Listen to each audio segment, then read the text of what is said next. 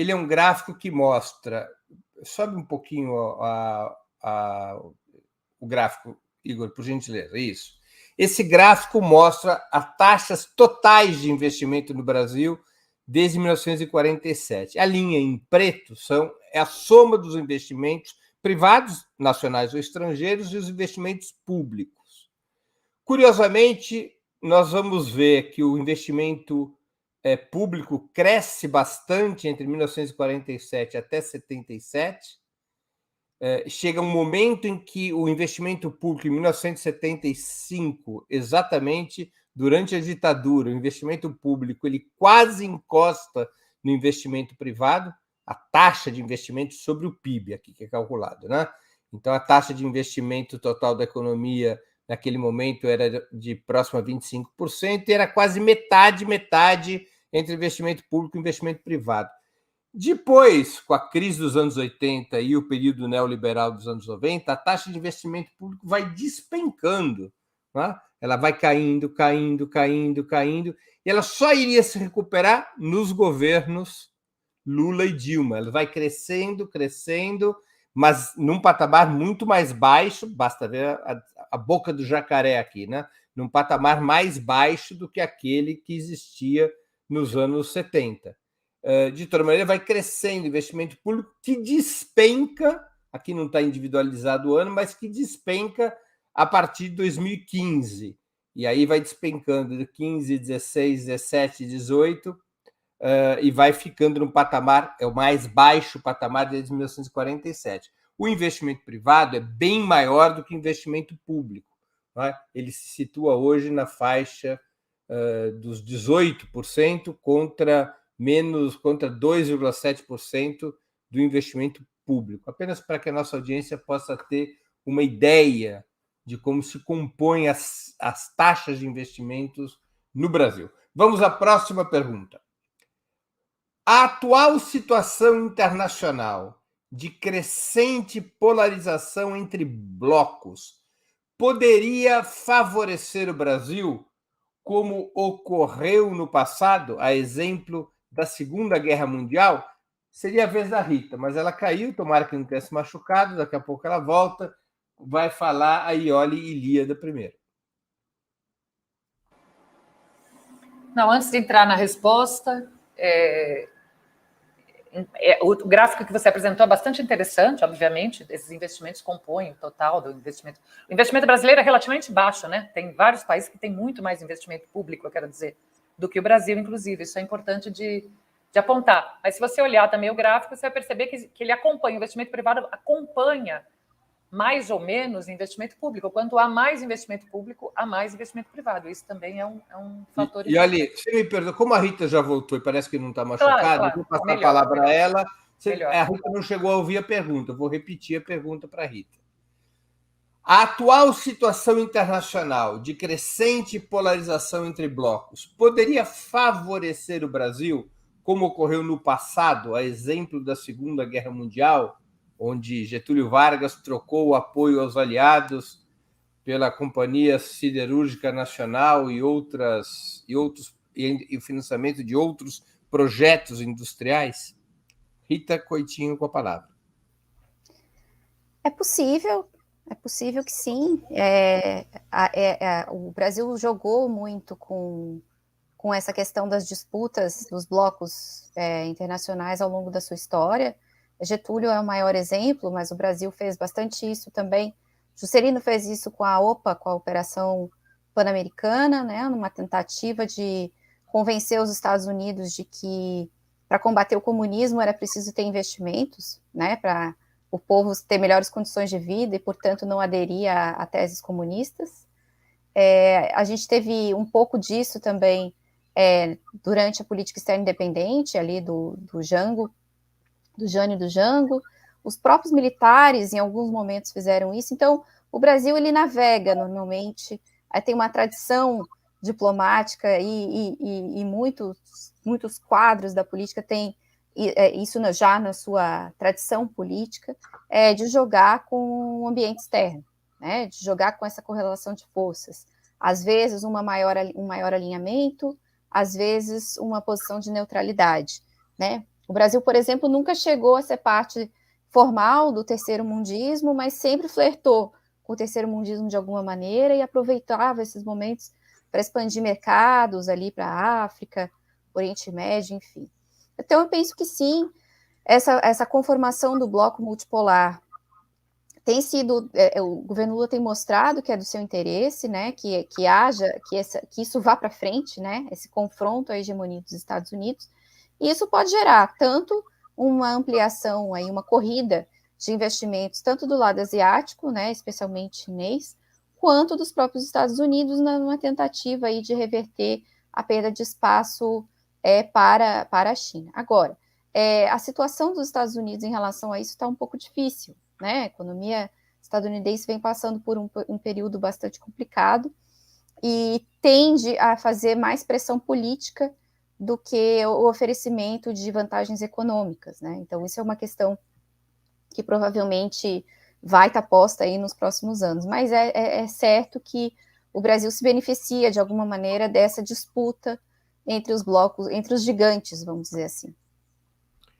Com a palavra, Iole Ilíada agora. Não, eu concordando com a Rita, eu acho que há tendências contraditórias que se manifestam numa situação dessas, né? Então, uma delas é essa, é que, como você tem uma disputa geopolítica e interessa a todo mundo ter aliados nessa disputa, é mais fácil, se torna mais... Às vezes, esses países que detêm capacidade de investimento se tornam mais generosos, né? Digamos assim. E, de alguma maneira, o Lula e o governo e a política externa brasileira parecem estar tentando manejar isso, né? Assim, tentando entender isso e ver como o país pode, de alguma forma, aproveitar as oportunidades oferecidas por essa disputa. Mas, por outro lado, uma situação assim também, que é uma situação de crise não só geopolítica, mas econômica, e essas duas coisas, em geral, acontecem juntas, há uma tendência a uma retração, uma fragilidade da economia internacional e uma retração, ao mesmo tempo, da economia mundial. E isso também pode afetar o país negativamente. Em qualquer caso, o que eu acho fundamental é que, seja para explorar as oportunidades, seja para se precaver de crises externas, é fundamental que o país tenha uma política de desenvolvimento autônoma, autóctone. E a Rita citou aqui o que aconteceu no período do Getúlio, mas uma coisa importante é que o Brasil soube, como outros países, mas o caso do Brasil é emblemático, a industrialização brasileira, digamos assim, ela é caudatária das guerras e da crise entre as guerras que aconteceu na primeira metade do século XX, justamente por uma necessidade, que foi a famosa necessidade de substituir as importações. Substituir primeiro a importação de bens de consumo e depois as de bens de produção, mas, de qualquer maneira, a lógica ali era, numa situação de crise, eu preciso cuidar do meu, eu preciso ter um plano de desenvolvimento. Neste plano de desenvolvimento, eu posso, claro, explorar as rivalidades e as oportunidades. Mas se eu não tiver um plano de desenvolvimento nacional, em vez de fazer isso de uma forma vantajosa, eu vou acabar ficando à mercê tanto dos interesses externos quanto de uma possível crise e retração econômica internacional. E eu vou economizar aqui, que é para compensar tudo que eu gastei nas respostas anteriores.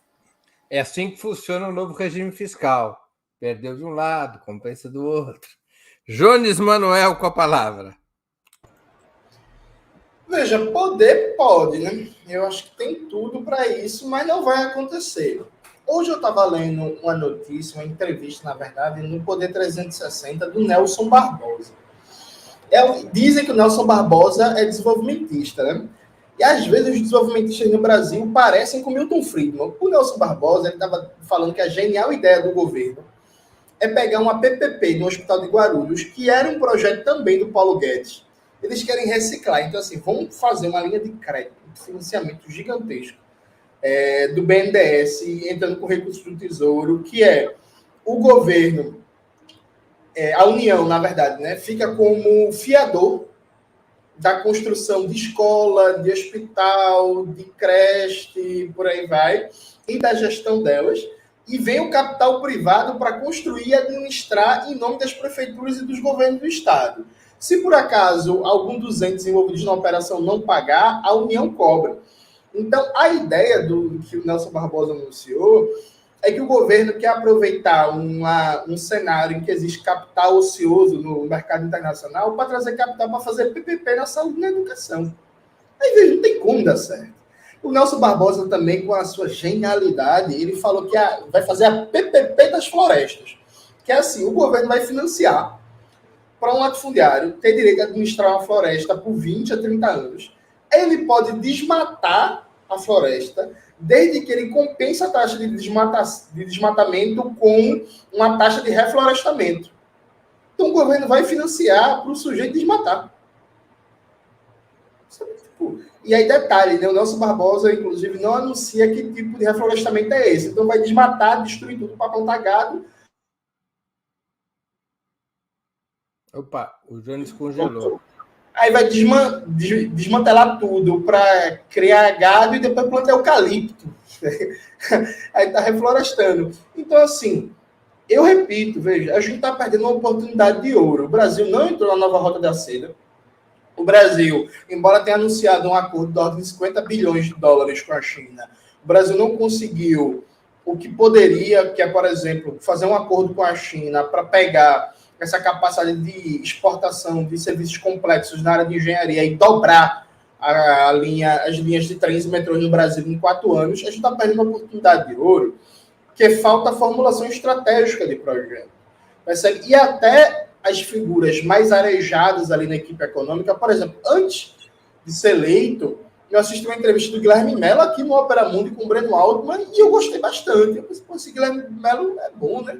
Bom economista, um bom debate e tal.